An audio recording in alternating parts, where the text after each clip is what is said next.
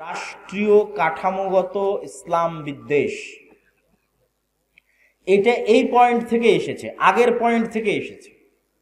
এই আগের পয়েন্ট থেকেই রাষ্ট্রের কাঠামোগত ইসলাম বিদ্বেষ আপনি চোখে দেখতে পাবেন না, বাস্তবে কোনো ইসলাম বিদ্বেষ নাই, কিন্তু কাঠামোর মধ্যে ইসলাম বিদ্বেষ আছে।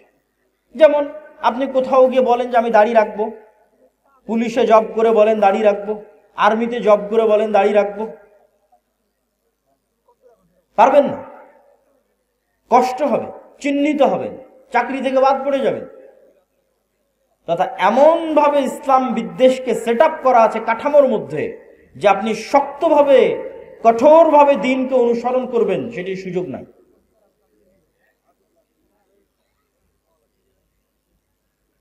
এবং সেটি যে সেই মানসিকতা থেকে এসেছে তার প্রমাণ হচ্ছে আমাদের দেশে যত আইন কানুন আছে প্রত্যেকটা আইন কানুনের মূল ভিত্তি হচ্ছে ব্রিটিশ ল। যত আইন আছে প্রত্যেক আইনের ভিত্তিতে যে দেখবেন ব্রিটিশ ল। যেমন আপনি যদি বাংলাদেশ আর্মির কথা বলেন, তাহলে বাংলাদেশ আর্মির যত রুলস অ্যান্ড রেগুলেশনস আছে তাদের অফিসিয়ালি এই প্রত্যেকটা রুলস অ্যান্ড রেগুলেশনের 90% ব্রিটিশ আর্মি থেকে কপি করা। মানে ব্রিটিশ আর্মির খণ্ডিত আর্মি ছিল ইন্ডিয়ান আর্মি, ইন্ডিয়ান আর্মির খণ্ডিত অংশ পাকিস্তান আর্মি, পাকিস্তান আর্মির খণ্ডিত অংশ বাংলাদেশ আর্মি। বাহির থেকে কোনো ইসলাম বিদ্বেষ নাই, কিন্তু ওর কাঠামোর মধ্যে ইসলাম বিদ্বেষ আছে। আপনি পূর্ণ ইসলাম মেনে বাংলাদেশ আর্মিতে জব করবেন, আপনার জন্য কঠিন হয়ে যাবে জব করা, পারবেন না, কেন কাঠামোর মধ্যে ইসলাম বিদ্বেষ ঢুকানো আছে। আর এটির জন্য আগের পয়েন্টই দায়ী, তথা ওই যে কলোনিয়াল গোলামি থেকে আমরা বাস্তবে শারীরিকভাবে তারা অনুপস্থিত, কিন্তু মানসিকভাবে আইন কানুনের নিয়মে প্রত্যেকটা জায়গায় তাদের গোলামির ছাপ স্পষ্ট। 3 নম্বর পয়েন্ট, বাংলাদেশের ঐতিহাসিক ইতিহাস ভিত্তিক যে রাজনৈতিক বয়ান, বিশেষ করে গত 16 বছর যে রাজনৈতিক বয়ান তৈরি করা হয়েছিল শুধুমাত্র 1971 মুক্তিযুদ্ধ কেন্দ্রিক, যে বাংলাদেশের জন্মই 1971, তার পূর্বে আসলে কিছুই ছিল না। এই ইতিহাস আমি বহু বক্তব্যে তুলে ধরেছি যে আমরা বাংলার মুসলমানেরা শুধুমাত্র এই 50 বছরের জাতি নই, এই পূর্ব বাংলার মুসলমানেরা বা বাংলাদেশের মুসলমানেরা 1000 বছরের ঐতিহাসিক জাতি, এবং ওই ইতিহাসের লিগ্যাসির সাথে আপনাকে কানেক্টেড করতে হবে। এই জন্য দেখবেন যে আমার প্রত্যেকটা বক্তব্যে প্রধান উপদেষ্টার সামনের বক্তব্য আমি উচ্চারণ করেছি 1947, আমি বলেছি 1947, এবং প্রায় সব বক্তব্যে পাবেন। কেন? আপনারা আজকের যেই মানচিত্রের উপর আছেন এই মানচিত্র কিন্তু 71-এর নয়, এই মানচিত্র 47-এ পাওয়া মানচিত্র।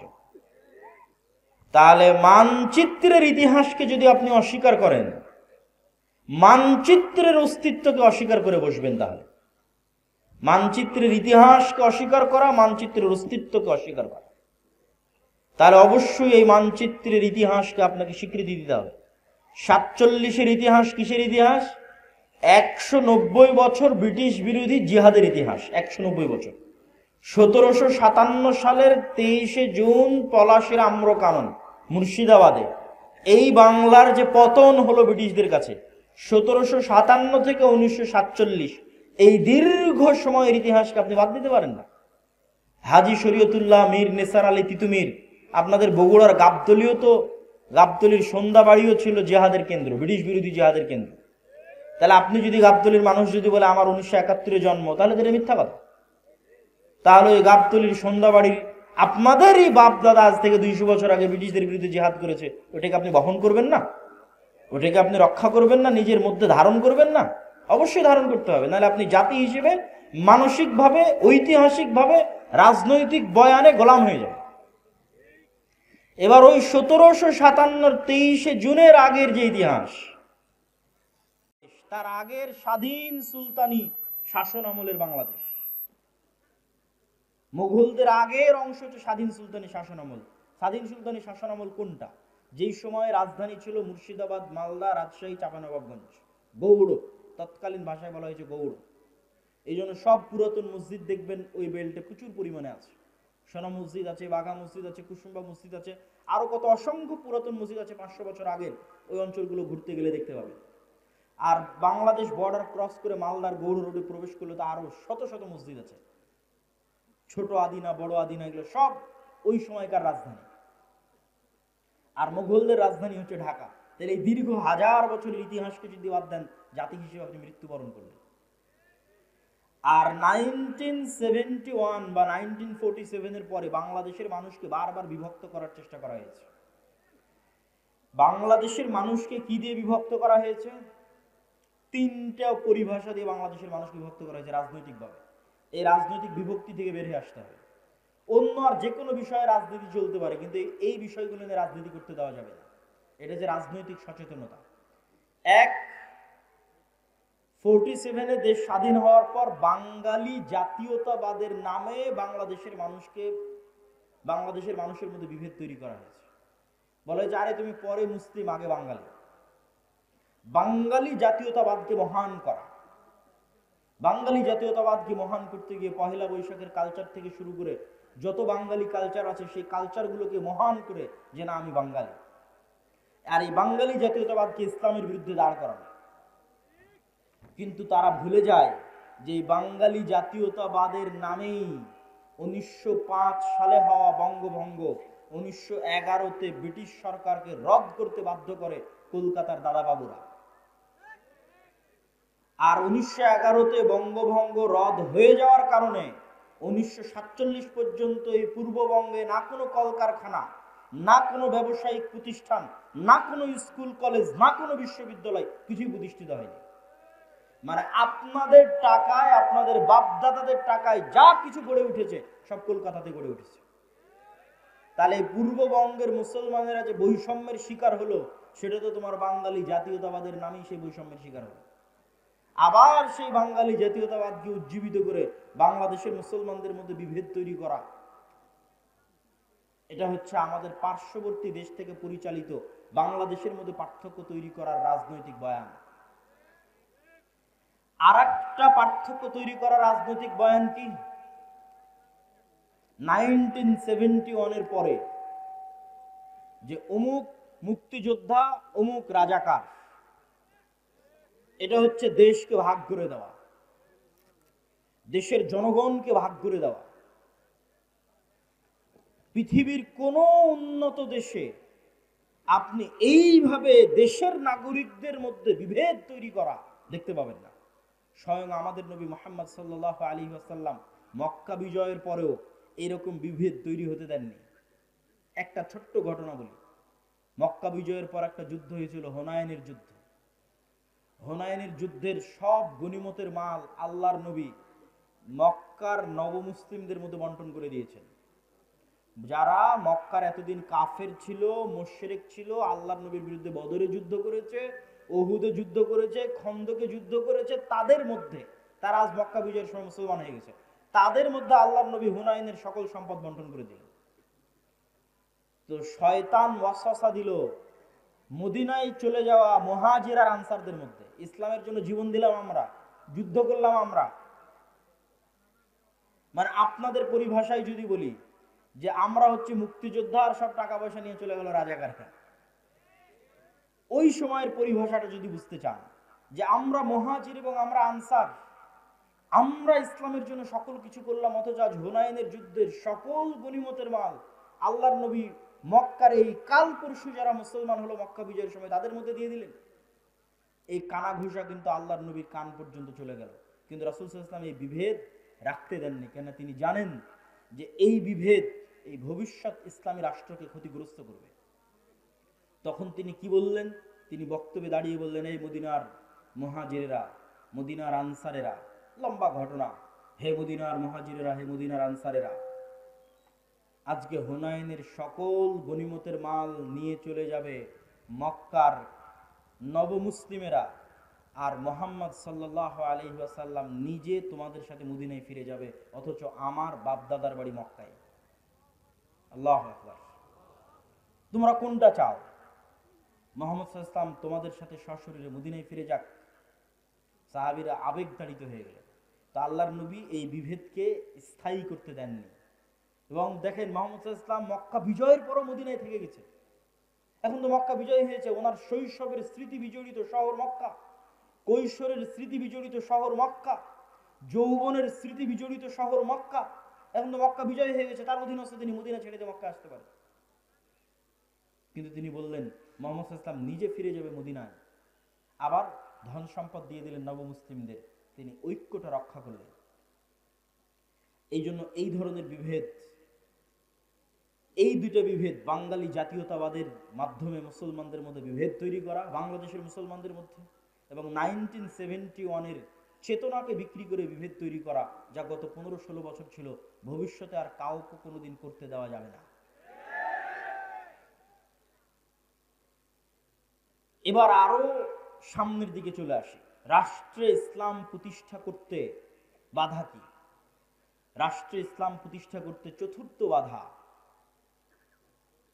বিজাতীয় মতবাদ, গণতন্ত্র, সমাজতন্ত্র, ধর্মনিরপেক্ষ মতবাদ, যেটিকে সেকুলারিজম, কিছুক্ষণ আগে যে মতবাদের বিষয়ে বললাম, লিবারালিজম, জাতীয়তাবাদ, ন্যাশনালিজম, এই প্রত্যেকটা মতবাদ রাষ্ট্রে ইসলাম প্রতিষ্ঠায় বাধা। আমি যদি আরো সারমর্ম করে বলি যে পৃথিবীতে ইসলামী খেলাফা প্রতিষ্ঠা হবে, এই ইসলামী খেলাফার সবচেয়ে বড় শত্রু গণতন্ত্র নিজেই। এই জন্য আমার একটা বক্তব্য দেওয়া আছে যে গণতন্ত্রের কবর রচনার উপরই ইসলামী খেলাফতের উত্থান হবে। কিন্তু এই বক্তব্য আবার আমাদের কিছু ভাইদের সহ্য হবে না, কিন্তু তাদেরকে আমি উদাত্ত আহ্বান জানাবো, আপনারা আরো পড়েন, আরো পড়েন, আরো পড়েন। আরো পড়লে দেখবেন গণতন্ত্রের নামে মুসলমানদের সামনে মূলা ঝুলিয়ে রাখা আছে। গত 100 বছরেও কোনোদিন গণতন্ত্র দিয়ে ইসলাম প্রতিষ্ঠিত হয়নি, আগামী 1000 বছর চেষ্টা করলেও কোনোদিন গণতন্ত্র দিয়ে ইসলাম প্রতিষ্ঠিত হবে না। হ্যাঁ, গণতন্ত্র দিয়ে যে ইসলাম প্রতিষ্ঠিত হবে, যদি বলেন যে হ্যাঁ হবেই হবে, তাহলে আমি চ্যালেঞ্জ দিয়ে বলে গেলাম, গণতন্ত্র দিয়ে যে ইসলাম প্রতিষ্ঠিত হবে ওটা বিকৃত ইসলাম, কম্প্রোমাইজড ইসলাম, পূর্ণাঙ্গ ইসলাম নয়।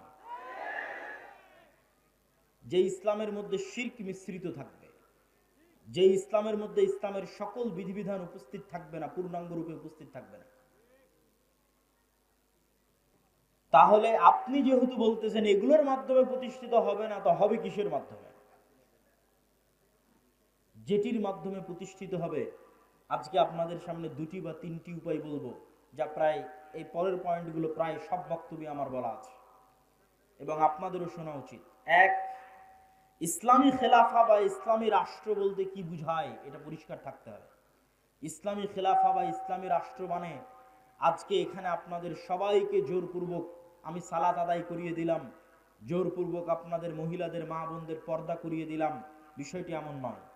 ইসলামী খেলাফায় এই জিনিসগুলো থাকবে, কিন্তু ইসলামী খেলাফা মানে 1 নম্বরে আপনাদের মধ্যে ন্যায় বিচার প্রতিষ্ঠিত হবে।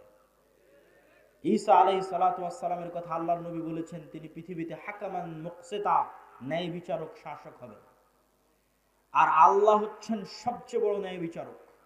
এই জন্য সাবআতু ইউদিল্লুহুমুল্লাহ ইয়াউমা লা দিল্লা ইল্লা দিল্লুহ, 7 শ্রেণীর মানুষকে বিশেষ ছায়ায় আশ্রয় দেওয়া হবে। তার 1 নম্বরে ইমামুন আদিল, ন্যায় পরায়ণ, ন্যায় বিচারক। তাকে 1 নম্বরে আসন দেওয়া হয়েছে, ন্যায় পরায়ণ, ন্যায় বিচারককে। আমাদের মুসলমানদের কাছে এতক্ষণ পর্যন্ত এই আলোচনা আপনাদের কাছে হয়তো মনে হবে আমি কি বলতে চাচ্ছি। আমি যেটি বলতে চাচ্ছি যে রাষ্ট্রে ইসলাম মানে ন্যায় বিচার প্রতিষ্ঠা করা। তো আপনি আমি যদি রাষ্ট্রে ইসলাম প্রতিষ্ঠা করতে চাই, আমাদেরকে সবার আগে ন্যায় পরায়ণ হতে হবে। আমি আপনি ন্যায় পরায়ণ হব না, সত্যবাদী হব না, আর বলবো রাষ্ট্রে ইসলাম প্রতিষ্ঠা করবো, এটা কোনোদিন সম্ভব নয়। তো আপনি কি বলতে চাচ্ছেন আমরা মুসলমানেরা ন্যায়পরায়ণ নই, সত্যবাদী নই? জি, আমি এটাই বলতে চাচ্ছি আমরা মুসলমানেরা নামাজি, আমরা মুসলমানেরা হাজি, আমরা মুসলমানেরা দানবীর। বাহ্যিক ইসলামের যত বিধিবিধান আছে প্রত্যেকটা বিধিবিধান মানতে আমরা 1 নম্বরে আছি। যেমন আজকের জালসা সম্মেলনে এসেছেন কোরআন এবং দ্বীনের কথা শুনতে, এটা অনেক বড় একটা গুণ। অবশ্যই আপনি নেকি পাওয়ার নিয়েতে এসেছেন, কিন্তু দেখবেন এই জালসার প্যান্ডেল থেকে মোবাইল চুরি হয়ে গেছে। দেখবেন মসজিদ থেকে স্যান্ডেল চুরি হয়ে গেছে। তাহলে জাতিগতভাবে আমার এবং আপনার মধ্যে কোনটার অভাব? জাতিগতভাবে আমার এবং আপনার মধ্যে নামাজের অভাব নাই, দানের অভাব নাই, হাজি উমরাকারী ব্যক্তির অভাব নাই, কিন্তু সত্যবাদী হবে, ন্যায় পরায়ণ হবে, এরকম মেরুদণ্ডওয়ালা একটা প্রজন্ম আমাদের মধ্যে নাই। আপনি আমাকে যদি এখন রাষ্ট্রপ্রধান করে দেন, আমিও বাংলাদেশ চালাতে পারবো না, কেন বাংলাদেশের প্রত্যেকটা সেক্টরে দুর্নীতি আছে। ওই সমস্ত দুর্নীতিবাজ সচিবেরা, মন্ত্রীরা, ওসিরা, ডিসিরা এক সেকেন্ড আপনাকে রাষ্ট্র চালাতে দিবেন, আপনাকে উৎখাত করে ফেলে দেবে। তাহলে আপনি এইরকম দুর্নীতিগ্রস্ত একটা কাঠামোর মধ্যে বলবেন আমি ইসলাম প্রতিষ্ঠা করব? আপনাকে একদল সৎ ন্যায়পরায়ণ প্রজন্ম আগে নিয়ে আসতে হবে। যে সৎ ন্যায়পরায়ণ প্রজন্ম টাকার কাছে বিক্রি হবে না, চাপের কাছে বিক্রি হবে না, তার দায়িত্বের আমানত রক্ষা করবে মৃত্যু হয়ে গেলে। এটা হচ্ছে সৎ এবং ন্যায়পরায়ণ। এতক্ষণ হয়তো রাষ্ট্রীয় পর্যায়ে বললাম, এই জন্য আপনারা খুব ঠিক ঠিক বললেন। আমাদের ব্যক্তিগত জীবনে যদি আসি, তাহলে কি হবে দেখেন। আপনারা যারা আজ পুরো গাবতলীতে জরিপ করেন, পুরো বগুড়া জেলায় জরিপ করেন, পুরো গাইবান্ধাতে জরিপ করেন, যে কতজন পিতার মৃত্যুর পর তার সন্তান পিতার সম্পত্তিতে বোনকে ন্যায়ের সাথে ভাগ দিয়েছে, জরিপ করেন। আপনারা যারা সামনে উপস্থিত আছেন তারা প্রশ্ন করেন, আপনার আশেপাশে তাকান, পাড়া প্রতিবেশীর দিকে তাকান, কল্পনা করেন কতজন তার পিতার মৃত্যুর পর পিতার সম্পত্তিতে বোনকে ন্যায়ের সাথে ভাগ দিয়েছে। একদল তো আছে ভাগই দেয়নি, কেউ যদি দিয়ে থাকে তাহলে বগুড়ার জলেশ্বরী তলার জমিটা নিজে নিয়েছে, আর বগুড়ার যেটা সারিয়াকান্দির নদীতে ভেঙে আছে ওটা বোনকে দিয়েছে।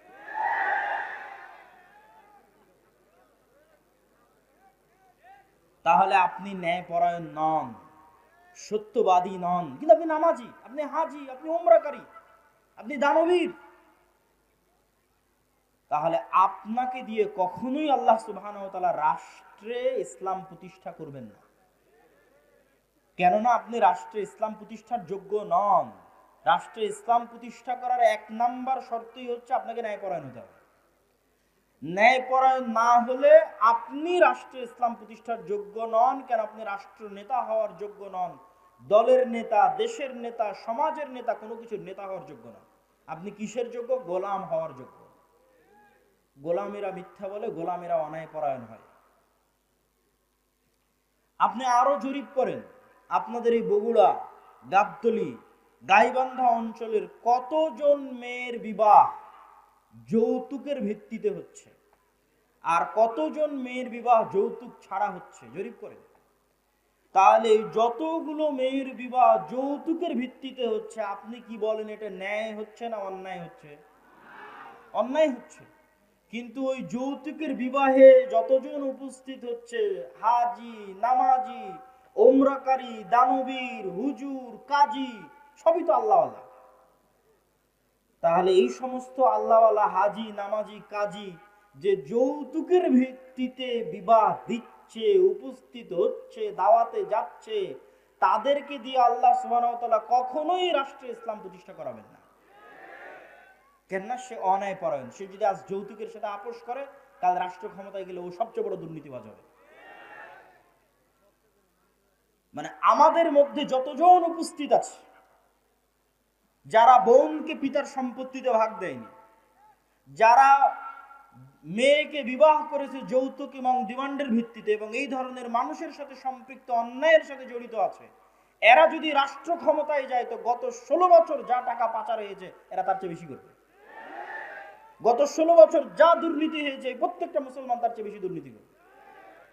শুধু সে যায়নি তাই গালি দিচ্ছে যে ও দুর্নীতিবাজ ছিল, এত টাকা পাচার করে নিল, ও গেলে ওও করত। সম্মানিত উপস্থিতি, তাহলে আমরা মুসলমানেরা কি অবস্থায় দাঁড়িয়ে আছি? আমরা মুসলমানেরা রাসূলুল্লাহ সাল্লাল্লাহু আলাইহি ওয়াসাল্লামের ওই হাদিসের উপর দাঁড়িয়ে আছি, যে হাদিসে রাসূল সাল্লাল্লাহু আলাইহি ওয়াসাল্লাম বলেছেন, সালাসাতুন মান কুন্না ফিহি ওয়া আরবাউন মান কুন্না ফিহি, তিনটা বৈশিষ্ট্য বা চারটা বৈশিষ্ট্য যার মধ্যে থাকবে, সে মুনাফিকান খালিসা, সে স্পষ্ট মুনাফিক। ইদা হাদ্দাসা কাযাবা, যখন কথা বলে মিথ্যা বলে, ওয়া ইদা ওয়া'দা আখলাফা, যখন ওয়াদা করে ভঙ্গ করে, ওয়া ইদা তুমিনা খানা, যখন আমানত রাখা হয় তখন সে আমানতের খেয়ানত করে। তো কথা বললে মিথ্যা বলে, ওয়াদা দিলে ভঙ্গ করে, আমানতের খেয়ানত করে, মানে দায়িত্ব দেওয়া হয়েছে দায়িত্বের খেয়ানত করেছে। বাবা মারা গেছে, সম্পত্তি বন্টন করতে হবে, এই কাজটা আপনার কাছে আমানত। আপনি প্রতিষ্ঠানের প্রিন্সিপাল, প্রতিষ্ঠান আপনার কাছে আমানত। আপনি থানার ওসি, থানা আপনার কাছে আমানত। প্রত্যেক দায়িত্বশীলের কাছে তার দায়িত্ব আমানত। তাহলে ওই দায়িত্ব সে পূর্ণাঙ্গ রূপে বাস্তবায়ন না করে কম্প্রোমাইজ করেছে, মানে তারা সব কি হয়ে গেছে বলেন তো? বলেন না কেন, কি হয়ে গেছে? মুনাফিক হয়ে গেছে।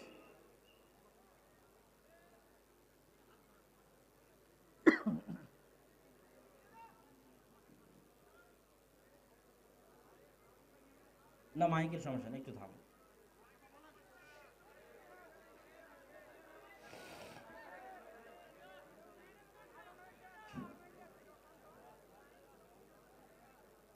ইযা হাদ্দাসা কাযাবা, যখন কথা বলে মিথ্যা বলে, ওয়াদা করে ভঙ্গ করে, আমানত রাখা হলে আমানতের খেয়ানত করে, তাদেরকে আল্লাহর নবী কি বললেন? একটু জোরে বলতে হবে, কি বললেন? মুনাফিক। তার মানে পিতার সম্পত্তিতে বোনকে ভাগ দেয়নি যে সে কি? একটু কথা বলতে হবে, সে কি? মুনাফিক। যৌতুকের ভিত্তিতে বিবাহ করেছে যে সে কি? মুনাফিক। তাহলে এই সমস্ত মুনাফিকদের দিয়ে আপনি তাহলে প্রশ্নের পরের প্রশ্ন আসবে, এই সমস্ত মুনাফিকেরা নামাজ পড়ছে কেন? এই সমস্ত মুনাফিকেরা দান করে কেন? এই সমস্ত মুনাফিকেরা তাহাজ্জুদের সালাত আদায় করে কেন? কেননা গত 16 বছরে এমনও ছিল প্রশ্ন ফাঁসের টাকা আল্লাহর রাস্তায় দান করেছে। তাহলে আল্লাহর নবীর কথা অনুযায়ী সে মুনাফিক, কেননা প্রশ্ন ফাঁস তার আমানত, প্রশ্ন রক্ষা করা আমানত ছিল, খেয়ানত করেছে। আল্লাহর নবী বলছেন ও মুনাফিক, খাঁটি মুনাফিক। তো খাঁটি মুনাফিক কেন দান করছে? গত 16 বছর এমনও ছিল যে সবচেয়ে বড় দুর্নীতিবাজ সেও নাকি তাহাজ্জুদের সালাত আদায় করে, সবচেয়ে বড় খুনি সেও নাকি তাহাজ্জুদের সালাত আদায় করে। তাহলে সে যদি খুনি হয়, দুর্নীতিবাজ হয়, মিথ্যুক হয়, তাহলে সে তো মুনাফিক। শত OC, DC, SP, AC land, sub registrar সারা দিন ঘুষের লেনদেন করতেছে, 24 ঘন্টা ঘুষের লেনদেন করতেছে, তারা তার দায়িত্বে খেয়ানত করতেছে। তো দায়িত্বে খেয়ানত করার কারণে আল্লাহর নবীর ভাষা অনুযায়ী সে কি? মুনাফিক। কিন্তু এরা সবাই তো হজ করে এসেছে, উমরা করে এসেছে, নামাজ পড়েছে, মসজিদ মাদ্রাসার সভাপতি, প্রধান অতিথি, বিশেষ অতিথি, কি না সবকিছুতে আছে। তাহলে কেন দ্বীনি কার্যক্রমে? মূলত তারা তাদের মুনাফিকি ঢাকতে আল্লাহর রাস্তায় দান করে, মুনাফিকি ঢাকতে হজ উমরা করে, মুনাফিকি ঢাকতে মসজিদে নামাজ পড়ে, কিন্তু আসলে মুনাফিক। কিন্তু মুনাফিকিটা যেন মানুষের সামনে ধরা না পড়ে, ওই মুনাফিকির উপর পর্দা দেওয়ার জন্য মুখে দাড়ি আছে, মাথায় টুপি আছে, নামাজের কড়া আছে, কিন্তু বাস্তবে মুনাফিক। তাহলে কোন মুসলমান স্বাধীন, কোন মুসলমান রাষ্ট্রের দায়িত্ব পাবে, কোন মুসলমান দেশ জাতিকে নেতৃত্ব দিবে? যেই মুসলমান এমতো অবস্থায় সালাত আদায় করে যে, এমতো অবস্থায় সালাত আদায় করছে যে ওই অবস্থায় সে মিথ্যুকও নয়, দুর্নীতিবাজও নয়, সত্যবাদী, শতভাগ সত্যবাদী, শতভাগ ন্যায়পরায়ণ, এমতো অবস্থায় সে সালাত আদায় করছে, ওই সালাতের যে ক্ষমতা, ওই সিয়ামের যে পাওয়ার, ওই হজ, ওই ওমরা, ওই দানের যে পাওয়ার, ওই পাওয়ারে ও রাষ্ট্র ক্ষমতায় চলে যাবে। ওই পাওয়ার দিয়ে আল্লাহ পৃথিবীতে সব নবী রাসূল পাঠিয়েছেন। পৃথিবীতে আসা প্রত্যেক নবী রাসূল জন্মগত সত্যবাদী, জন্মগত আমানতদার, জন্মগত ন্যায়পরায়ণ। আমাদের নবী মুহাম্মদ সাল্লাল্লাহু আলাইহি ওয়াসাল্লামের ক্ষেত্রেও জন্মগত তিনি সত্যবাদী, জন্মগত আমানতদার, জন্মগত ন্যায়পরায়ণ।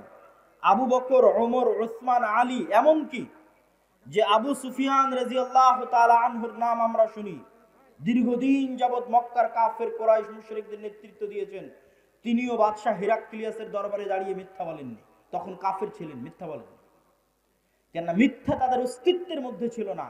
আর আমাদের অস্তিত্বের মধ্যে মুসলমানদের অস্তিত্ব চেক করবেন,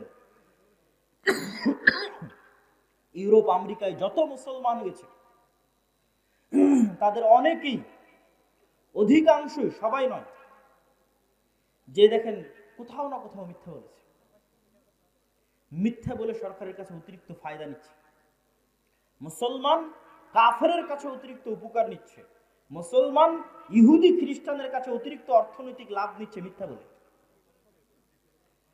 দ্বিতীয় যে কাজটি আমাদের করতে হবে সেটা হচ্ছে সোশ্যাল জাস্টিস। সোশ্যাল জাস্টিস মানে এতক্ষণ যা বললাম তার আলোকেই সোশ্যাল জাস্টিস নির্ধারিত হবে। সামাজিক ন্যায় বিচার। গত 16 বছর যে পাওয়ার প্র্যাকটিস হয়েছে সারা বাংলাদেশে, এই পাওয়ার প্র্যাকটিস এখন নাই, শূন্যের কোঠায়। ওই ফাঁকা জায়গায় মসজিদ মাদ্রাসাগুলোর ক্ষমতা ছিল যে তারা ন্যায় বিচার প্রতিষ্ঠা করবে। কিন্তু দুঃখজনক হলেও সত্য, দেশে প্রতিষ্ঠিত ইসলামী দল বলেন, ইসলামী সংগঠন বলেন, মসজিদ বলেন, মাদ্রাসা বলেন, তারা আল আমরু বিল মারুফ ওয়ান নাহি আনিল মুনকার এবং সামাজিক ন্যায় বিচার প্রতিষ্ঠায় দুর্বল। এবং তাদের চোখের সামনে আরেক দল ওই একই জায়গায় একই অন্যায় লিপ্ত হচ্ছে। এক জায়গায় গত 16 বছর যারা চাঁদাবাজি করেছে, আজকে ওই জায়গায় আরেকজন চাঁদাবাজি করতেছে, কিন্তু কেউ প্রতিবাদ করতেছে না। সোশ্যাল জাস্টিস মানে সমাজে মানুষের প্রতি অন্যায় হতে দেওয়া যাবে না। আপনি যদি রাষ্ট্রে ইসলাম প্রতিষ্ঠা করতে চান, রুট লেভেলে ন্যায় বিচার প্রতিষ্ঠা করতে হবে। কাকে প্রতিষ্ঠা করতে হবে? যে ইসলামের ধারক ও বাহক, মানে যে বলছে যে আমি চাই রাষ্ট্রে ইসলাম প্রতিষ্ঠা হোক, ওকে ন্যূনতম ওর গ্রামে ওর পাড়ায় মানুষের উপর যেন জুলম না হয়। যেমন বাপ যদি মারা যায় তো বোনকে যেন তার ন্যায় হিস্সা বুঝিয়ে দেওয়া হয়, এটি জোরপূর্বক বাস্তবায়ন করবে। কোন মেয়ের বিবাহ যেন যৌতুকের ভিত্তিতে না হয়, এটি জোরপূর্বক বাধা দিবে। আল আমরু বিল মারুফ ওয়ান নাহি আনিল মুনকার করবে। এটি হচ্ছে সোশ্যাল জাস্টিস। কোন এক গ্রাম, কোন এক এলাকা, কোন এক পাড়া, কোন এক মাদ্রাসা, কোন এক শিক্ষা প্রতিষ্ঠান, কোন এক ইসলামী দল, ইসলামী সংগঠনে যদি ন্যায় প্রতিষ্ঠা হয়ে যায়, ওর হাত দিয়ে রাষ্ট্রে ইসলাম প্রতিষ্ঠা হবে। তার মানে কি ইসলামী দল, ইসলামী সংগঠন, মসজিদ মাদ্রাসায় ন্যায় নাই? নাই। এই যে মাদ্রাসায় মাদ্রাসায় মতবিরোধ, দলে দলে মতবিরোধ, এর থেকে ও বের হয়েছে, ওর থেকে ও বের হয়েছে, এগুলো একটাও মাসলা মাসাইলের কারণে নয়, এগুলো একটা আবেগের কারণে। প্রত্যেকটা জায়গায় ন্যায়ের অভাব আছে। হয় যিনি ইসলামী দলের আমির উনি ন্যায়পরায়ণ নন, জালেম, অথবা যিনি ইসলামী দলের মামুর কর্মী সে ন্যায়পরায়ণ নয়, জালেম। যে কর্মী রাত দিন পরিশ্রম করছে তাকে পদ না দিয়ে যে পা চাটছে ওকে পদ দিয়ে দিচ্ছে। এটাই হচ্ছে ন্যায়ের খেলাফ।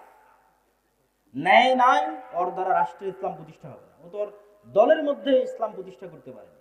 দলের মধ্যে ইসলাম, ওর মাদ্রাসায় ইসলাম প্রতিষ্ঠা করবে। মাদ্রাসা ইসলাম মানে 5 ওয়াক্ত সালাত হচ্ছে এটা না। 5 ওয়াক্ত সালাত তো হবেই, কিন্তু আপনি যদি মনে করেন আমি রাষ্ট্রে ইসলাম প্রতিষ্ঠা করব, তাহলে আপনি যে জায়গায় আছেন ওখানে শতভাগ ন্যায় প্রতিষ্ঠা করতে হবে। আপনি ন্যায় প্রতিষ্ঠা করতে ব্যর্থ হয়েছেন তো অবশ্যই আপনি রাষ্ট্রে ইসলাম প্রতিষ্ঠা করতে ব্যর্থ হবেন। সম্মানিত উপস্থিতি, সর্বোপরি লাস্ট পয়েন্ট হচ্ছে আমাদের মুসলমানদের সবচেয়ে বড় সমস্যা হচ্ছে আমরা শর্ট টার্ম চিন্তা করি। আমাকে এখনই ভোট করে, এখনই নির্বাচনে জিতে রাষ্ট্রে ইসলাম প্রতিষ্ঠা করতে হবে। যে এরকম শর্ট টার্ম চিন্তা করতেছে আমাকে এখনই নির্বাচন করে, এখনই ভোটে জিতে, এখনই রাষ্ট্রে ইসলাম প্রতিষ্ঠা করতে হবে, ও তার কয়দিন পরে আর থাকবে না। মানে তার কয়দিন পর আবারও কেউ আসবে যে রাষ্ট্র ক্ষমতায় চলে যাবে। সে যেমন আজ এখনই চলে যাওয়ার চেষ্টা করতেছে, স্থায়ী থাকতে পারবে না। তাহলে করতে হবে কি? আপনাকে 50 বছর, 100 বছরের প্ল্যান করতে হবে যে আমি 50 বছর পর, 100 বছর পর, আজ এখন নয়, 50-100 বছর পর পূর্ণাঙ্গ ইসলাম, পূর্ণাঙ্গ ক্ষমতার সাথে বাংলাদেশের রাষ্ট্র ক্ষমতায় যাবে। তার জন্য কি করা লাগবে সেই পরিকল্পনা রেডি করে। এইটা ইহুদিরা করে, তারা করেছে। আজকে তারা যে জায়গায় আছে এটা 200 বছর আগের পরিকল্পনা। আর যখনই আপনি এই পরিকল্পনা করবেন তখনই দেখবেন যে আপনাকে শক্তিশালী প্রতিষ্ঠান তৈরি করতে হচ্ছে। আমাদের শক্তিশালী প্রতিষ্ঠান নাই। এই লক্ষ লক্ষ কোটি কোটি পঙ্গপালের মতো ভোটার থেকে কোনো উপকার নেই। 5ই আগস্টের এই ছাত্র জনতার আন্দোলনে বেশিরভাগ মুসলমান ধর্মপ্রাণ মানুষ জীবন দিয়েছে। আর রাষ্ট্র ক্ষমতায় কারা গেছে? বেশিরভাগ এনজিও রাষ্ট্র ক্ষমতায় গেছে। কেন? ওই এনজিও গুলো বাংলাদেশের শক্তিশালী প্রতিষ্ঠান আছে, শক্তিশালী মিডিয়া আছে।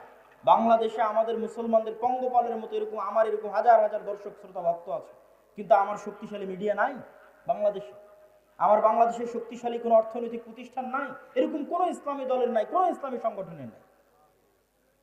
সম্মানিত উপস্থিতি, তাহলে আমাদেরকে শক্তিশালী প্রতিষ্ঠান প্রতিষ্ঠা করতে হবে এবং দীর্ঘমেয়াদী পরিকল্পনা করতে হবে। ওই শক্তিশালী প্রতিষ্ঠান না থাকার কারণেই দেখবেন একজন অপরাধী যখন কোনো কিছু করছে তার সামনে কত বড় গুণ লাগিয়ে হেডিং করা হচ্ছে, আর একজন আলেম সে যখন কিছু করছে বলছে তথাকথিত মৌলবী। অথবা বড় অপরাধীকে যখন আদালতে পেশ করা হচ্ছে হাতে হ্যান্ডকাফ নাই, কিন্তু আলেমকে যখন আদালতে পেশ করা হচ্ছে মোটা রশি দিয়ে হাত বেঁধে আদালতে পেশ করা হচ্ছে। এটাই হচ্ছে রাষ্ট্রীয় কাঠামোগত বিদ্বেষ, যা আপনার অজান্তে হয়ে আছে। আপনি এটার সাথে ফাইট দিয়ে পারবেন না, ঠিক বলেও পারবেন না। ওটার সাথে ফাইট দিতে হবে শক্তিশালী প্রতিষ্ঠান তৈরি করার মাধ্যমে। এই শক্তিশালী প্রতিষ্ঠান তৈরি করার জন্য মুসলমানদের সন্তানদের চিন্তা করতে হবে, পরিকল্পনা করতে হবে। সর্বোপরি আমাদের সবচেয়ে বড় সমস্যা আমাদের তরুণ প্রজন্ম। আমাদের তরুণ প্রজন্ম নেশায় ব্যস্ত, মাদকতায় ব্যস্ত, জুয়ায় ব্যস্ত। আর আপনি অন্যদের তরুণ প্রজন্মকে দেখেন তারা কি করছে? তারা প্রোডাক্টিভ, তারা জ্ঞান অর্জন করছে, জ্ঞান বিতরণ করছে, জ্ঞান শিখছে। যেই দিন ফুটবল বিশ্বকাপ হচ্ছে সেই দিন আপনি ক্যামব্রিজ এবং অক্সফোর্ডের বিশ্ববিদ্যালয়ে কিছু বুঝতে পারবেন না, আর ঢাকা বিশ্ববিদ্যালয়ে দেখবেন হাজার হাজার ছাত্র একত্রিত হয়ে ফুটবল খেলা দেখছে। এটাই হচ্ছে আমাদের এবং তাদের মধ্যে পার্থক্য। কেন তারা পৃথিবী শাসন করছে আর আমরা কেন পৃথিবীর গোলাম হয়ে আছি? আমাদের এই প্রোডাক্টিভিটি না থাকা আমাদের সবচেয়ে বড় ব্যর্থতা। সম্মানিত উপস্থিতি, আমি আমার বক্তব্যের শেষের দিকে আপনাদের উদ্দেশ্যে আমার পুরো বক্তব্যের যদি সারমর্ম করি, তাহলে বাংলাদেশে রাষ্ট্রীয়ভাবে ইসলাম প্রতিষ্ঠা করতে সবচেয়ে বড় বাধাগুলোর 1 নম্বর বাধা কলোনিয়াল মাইন্ড সেটআপ, ঔপনিবেশিক গোলামীর মানসিকতা। 2 নম্বর বাধা ভুল রাজনৈতিক বয়ান। 3 নম্বর বাধা রাষ্ট্রীয় কাঠামোগত বিদ্বেষ। 4 নম্বর বাধা ব্যক্তিগত জীবনে মুসলমানেরা ন্যায়পরায়ণ নয়, মুসলমানেরা মিথ্যুক, দুর্নীতিবাজ। তাদের দিয়ে আল্লাহ কখনোই রাষ্ট্রে ইসলাম প্রতিষ্ঠা করাবেন না। আগে একদল প্রজন্ম লাগবে যে সত্যবাদী হবে, ন্যায়পরায়ণ হবে। 5 নাম্বার, আমাদের শক্তিশালী প্রতিষ্ঠান নাই। হাজার হাজার লক্ষ লক্ষ মানুষ আছে, কিন্তু লক্ষ লক্ষ মানুষের শক্তিশালী প্রতিষ্ঠান নাই। শক্তিশালী প্রতিষ্ঠান লাগবে। 6 নাম্বার, সমাজে সোশ্যাল জাস্টিস, ন্যায় বিচার, নিজ নিজ জায়গা থেকে ন্যায় বিচার প্রতিষ্ঠা করতে হবে, নিজ পরিবারে, নিজ সমাজে, নিজ গ্রামে। তাহলে আল্লাহ একদিন দয়াবান হয়ে আমাকে এবং আপনাকে সেই জায়গায় পৌঁছে দিবেন যেই জায়গায় যাওয়ার আমরা যোগ্য। আমাদের বাপদাদারা যেই জায়গায় ছিল, আমাদের পিতৃপুরুষরা যেই জায়গায় ছিল। ইসলামী খেলাফা কাল্পনিক কোনো থিওরি নয়। পৃথিবীতে সবচেয়ে বেশি শান্তি স্থাপনকারী, সবচেয়ে সাকসেসফুল, সবচেয়ে শক্তিশালী অর্থনৈতিক, রাজনৈতিক, রাষ্ট্রীয় কল্যাণমূলক সিস্টেম হচ্ছে ইসলামী খেলাফা। অতএব এটা বাস্তব পরীক্ষিত, সুতরাং সেটিকে নিয়ে আসতে চাইলে। আর 7 নাম্বার, যে সমস্ত তন্ত্রে মন্ত্রের মাধ্যমে আমরা চাচ্ছি যে আমরা যাব, এই তন্ত্র মন্ত্রগুলো, এই মতবাদগুলো জন্মই দেওয়া হয়েছে যেন ইসলাম কখনো রাষ্ট্র ক্ষমতায় যেতে না পারে। অতএব আপনাকে আগে এই সমস্ত তন্ত্র মন্ত্রকে অস্বীকার করতে হবে, এই সমস্ত তন্ত্র মন্ত্রের কাফের হয়ে যেতে হবে। এগুলো সব ইসলাম বিরোধী। তারপরে এইভাবে যেভাবে নবীরা শুরু করেছে সেভাবে শুরু করতে হবে। নবীরা কিভাবে শুরু করেছে? মুসা আলাইহিস সালাতু ওয়াস সালামকে আল্লাহ চাইলে বলতে পারতেন তোমাকে মুজিজার লাঠি দিলাম, গিয়ে ফেরাউনকে হত্যা করো। এই লাঠি দিয়ে, লাঠির জাদু দিয়ে ফেরাউন মারা যাবে, মুসা আলাইহিস সালাম রাষ্ট্র ক্ষমতা দখল করে নিবে। তা না করে আল্লাহ মুসা আলাইহিস সালামকে বললেন দাওয়াত দাও, তাও ভদ্র নম্র ভাষায় দাওয়াত দাও। এই দাওয়াত দিতে গিয়ে কি না বিপদে তিনি পড়লেন। কতদিন যাবত এই দাওয়াত দিতে গিয়ে জুলুম সহ্য করলেন, অত্যাচার থেকে বাঁচাতে পারেন। সে আল্লাহ চাইলে নমরুদকে তখনই আগুনে পুড়িয়ে দিতে পারেন না? দেননি।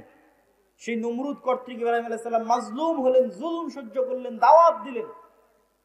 কিন্তু দাওয়াত দিয়েছেন তারা নিঃস্বার্থভাবে রাষ্ট্রের কেন্দ্রবিন্দুতে, আর আমরা আলেম ওলামারা আজীবন দাওয়াত দিয়েছি স্বার্থে। গত 16 বছর অধিকাংশ আলেম ওলামা, অধিকাংশ হুজুর মাওলানা সবাই, কেউ যদি এমপির সাথে দেখা করে থাকে, মন্ত্রীর সাথে দেখা করে থাকে, তাহলে সবাই নিজ নিজ স্বার্থের জন্য দেখা করেছে। কেউই নিঃস্বার্থভাবে ইসলামের দাওয়াত দেওয়ার জন্য দেখা করে। কিন্তু নবীরা নিঃস্বার্থভাবে দ্বীনের জন্য কাজ করতেন। আল্লাহ সুবহানাহু ওয়া তাআলা আমাদেরকে উপস্থিত মজলিসে উপস্থিত সকলকে সত্যবাদী, ন্যায়পরায়ণ, নিজ নিজ সন্তানকে সত্যবাদী, মাথা উঁচু করে দাঁড়ানোর জন্য শিখায়। কেন আল্লাহর নবী লোন নীতি নিষেধ করেছেন? সুদ ভিত্তিক না, স্বাভাবিক কর্জ নিতে কেন নিষেধ করেছেন? আজ স্বাভাবিক কর্জ নিলে কাল মিথ্যা বলবেন, কাল যখন টাকা চাইতে আসে মিথ্যা বলবেন, আপনার ছেলেকে মিথ্যা শিখাবেন, বউকে মিথ্যা শিখাবেন। মিথ্যার উপর তৈরি হওয়া একটা সন্তান নেতা হবে না, গোলাম হবে। নেতা তৈরি করতে চাইলে মিথ্যা স্টক, কোনো মিথ্যা চলবে না। সত্য বলো, সত্যের নাম সাহসিকতা। ন্যায় পরায়ণ থাকো, যার যা হক তাকে তার হক বুঝিয়ে দাও। এটি ইসলাম, এটি প্রকৃত ইসলাম। সম্মানিত উপস্থিতি, বক্তব্যের শেষে বলতে চাই, আগামী বছর আমি আদ-দাওয়া ইলাল্লাহর দায়িত্বশীলদের প্রতি উদাত্ত আহ্বান জানাবো। এই যে বিশাল জনসমুদ্র, এরকম প্রোগ্রাম আগামী বছর আসলে এই ধরনের ইউনিয়নে না করে গাবতলী কলেজ মাঠে করা উচিত। কি বলেন আপনারা? আমি উদাত্ত আহ্বান জানাবো দায়িত্বশীলদের যে এই প্রোগ্রামটা আপনারা আগামী বছর গাবতলী কলেজ মাঠে করার চেষ্টা করবেন ইনশাআল্লাহ। আল্লাহ সুবহানাহু ওয়া তাআলা তৌফিক দান করুক। আদ-দাওয়া ইলাল্লাহ দেশব্যাপী মসজিদ ভিত্তিক মক্তব শিক্ষা নিয়ে কাজ করে। আচ্ছা, আপনাদের মধ্যে স্বেচ্ছাসেবক ভাইয়েরা যাবে, এখনই যাবে, আমি এখনই যাওয়ার জন্য বলবো যে আপনারা তাদেরকে অবশ্যই সাধ্য অনুযায়ী আপনাদের সহযোগিতাটা পৌঁছে দেওয়ার চেষ্টা করবেন। আমি একটু 2 মিনিট আপনাদের সামনে একটু বিবরণ দিই। আর দাওয়া ইলাল্লাহ দেশব্যাপী মসজিদ ভিত্তিক দ্বীন শিক্ষা নিয়ে কাজ করে, বক্তব্য নিয়ে কাজ করে। এখন পর্যন্ত 500-র অধিক মসজিদের ইমাম জামিয়া সালাফিয়া ডাঙ্গি পাড়ায় আমাদের খরচে, মানে দাওয়া ইলাল্লাহর খরচে, জামিয়া সালাফিয়ার খরচে গেছে, জামিয়া সালাফিয়ার খরচে এসেছে, জামিয়া সালাফিয়ার খরচে থেকেছে, খেয়েছে এবং প্রশিক্ষণ নিয়েছে। বলেন আল্লাহু আকবার। সম্পূর্ণ ফ্রি, বিনামূল্যে, এমনকি যাতায়াত পাথেও খরচ সহ 500-র অধিক মসজিদের শিক্ষক, মক্তবের ইমামেরা তারা প্রশিক্ষণ নিয়েছে এবং তাদের মধ্যে জাতীয় মক্তব প্রতিযোগিতা হয়েছে। সেখানে যারা বিজয়ী তারা উমরায় যাওয়ার জন্য প্রস্তুতি নিচ্ছে। বলেন আল্লাহু আকবার। এই কাজে আপনারা যুক্ত হন। গাবতলীর প্রত্যেক মসজিদকে উদাত্ত আহ্বান জানান, যাও জামিয়া সালাফিয়া ডাঙ্গিপাড়ার দাওয়া ইলাল্লাহর মক্তব প্রশিক্ষণ নিয়ে আসো, নিয়ে এসে তাদের সিলেবাস অনুযায়ী আমাদের গ্রামে মক্তব পড়াও। দেখবেন পরের দিন থেকেই আপনার শিক্ষার মান বেড়ে গেছে, বাচ্চারা দ্রুত কোরআন শিখতে পারছে, দ্বীনের মৌলিক জ্ঞান শিখতে পারছে। আপনাদের স্বেচ্ছাসেবকদের যেতে বলেন, যারা সহযোগিতা নিতে চায় এবং আপনারা যারা সহযোগিতা করতে চান, স্বেচ্ছাসেবকদের উদাত্ত আহ্বান জানাবো, আপনারা ভিতরে চলে যান, আমাদের সময় অতি স্বল্প। দ্বিতীয়ত, আল জামিয়া সালাফিয়া আরেকটি নতুন উদ্যোগ নিয়েছে, সেটি হচ্ছে জামিয়া সালাফিয়াতে যে মানসম্মত শিক্ষা ব্যবস্থা আছে। যেমন একটা ছোট্ট উদাহরণ যদি দেই, যে গত 1 বছরে শুধু সৌদি আরবের মদিনা ইসলামী বিশ্ববিদ্যালয় সহ অন্যান্য বিশ্ববিদ্যালয়ের গত 1 বছরে 10-এর অধিক শিক্ষক জামিয়া সালাফিয়াতে এসেছে এবং দার্স দিয়েছে। 10-এর অধিক, যা বাংলাদেশের ইতিহাসে রেকর্ড। তো এইরকম একটি উন্নত শিক্ষা প্রতিষ্ঠান, যেখানে পার্শ্ববর্তী দেশগুলোর শিক্ষকেরা তো আছেই, সেই উন্নত শিক্ষা প্রতিষ্ঠানের শিক্ষার মান অন্যান্য প্রতিষ্ঠানগুলোতে পৌঁছে যাক, এই জন্য আমরা একটা মুআদালা বা অধিভুক্তিকরণ সিস্টেম চালু করেছি। যে কোনো প্রতিষ্ঠান চাইলে আমাদের সাথে যোগাযোগ করে জামিয়া সালাফিয়ার সিলেবাস অনুযায়ী তাদের সিলেবাস পরিচালনা করে আমরা ওই প্রশিক্ষণটাও ফি সাবিলিল্লাহ তাদেরকে, তাদের শিক্ষককে প্রশিক্ষণ দিয়ে তাদের শিক্ষার মান বাড়িয়ে নিতে চাই। সম্মানিত উপস্থিতি, আগামী 30 ও 31 জানুয়ারি সালাফি কনফারেন্স দিনাজপুর, রংপুর বিভাগের মধ্যে সবচেয়ে বড় শিক্ষা প্রতিষ্ঠান, 4 তলা কমপ্লিট মসজিদের কাজ চলতেছে, প্রায় 20 বিঘা জমির উপর। দেশ ও বিদেশের মেহমানগণ উপস্থিত থাকবেন। আর আগামী 13-14 ফেব্রুয়ারি আল জামিয়া সালাফিয়া রূপগঞ্জ, প্রায় 50 বিঘা জমির উপর যে প্রতিষ্ঠান, সেখানে পাকিস্তান, ভারত, সৌদি আরব এবং বাংলাদেশ 4 দেশের শীর্ষস্থানীয় আলেমগণ উপস্থিত থাকবেন। সালাফি কনফারেন্স, এই সালাফি কনফারেন্সগুলোতে আপনাদের উপস্থিত হওয়ার উদাত্ত আহ্বান জানাচ্ছি। পাশাপাশি মাসিক আল ইতিসাম, মাসিক আল ইতিসামের সম্পাদকীয়গুলো পড়ে দেখবেন। যেমন এই মাসের সম্পাদকীয়তে আছে মুসলিম উম্মার দামেস্ক বিজয়, জেরুজালেম বিজয়ের দ্বার প্রান্তে মুসলিম উম্মাহ। এই যে গুরুত্বপূর্ণ লেখনীগুলো, এবং আজকে আপনাদের শ্রদ্ধেয় শেখ আব্দুর রাজ্জাক বিন ইউসুফ, তিনি এখানে আসার আগে মাগরিব পর্যন্ত ফতোয়া বোর্ডে ছিলেন। জামিয়া সালাফের সিনিয়র সব মুহাদ্দিসেরা, জামিয়া সালাফে বানারস ভারতের সিনিয়র মুহাদ্দিসেরা, তারা সহ আমাদের ফতোয়া বোর্ড পরিচালিত হয়। তো মাসিকাল ইতিসামের ফতোয়াগুলো এরকম জ্ঞানী গুণী উচ্চ শিক্ষিত আলেমদের ফতোয়া বোর্ডের মাধ্যমে পাশ হয়ে আসে। এই মাসিকাল ইতিসাম আপনারা নিয়মিত আপনাদের গাবতলিতে আসে, আমি জানি। আপনারা যোগাযোগের ভিত্তিতে নিবেন এবং মানুষের মধ্যে ফ্রি বিতরণের মাধ্যমে দাওয়াতি কাজে অংশগ্রহণ করবেন। সম্মানিত উপস্থিতি, সর্বশেষে আজকের আলোচনায় যে বিষয়গুলো তুলে ধরলাম, এই বিষয়গুলো মেনে চলার এবং আমল করার উদাত্ত আহ্বান জানিয়ে আজকের সংক্ষিপ্ত বক্তব্য এখানেই শেষ করছি। ওয়া আখিরু দাওয়ানা আনিল হামদুলিল্লাহি রাব্বিল আলামিন। আসসালামু আলাইকুম ওয়া রাহমাতুল্লাহি ওয়া বারাকাতুহু। আসসালামু আলাইকুম ওয়া রাহমাতুল্লাহি ওয়া বারাকাতুহু। আলহামদুলিল্লাহ, এতক্ষণ আমাদের মধ্যে আলোচনা করলেন শায়েখ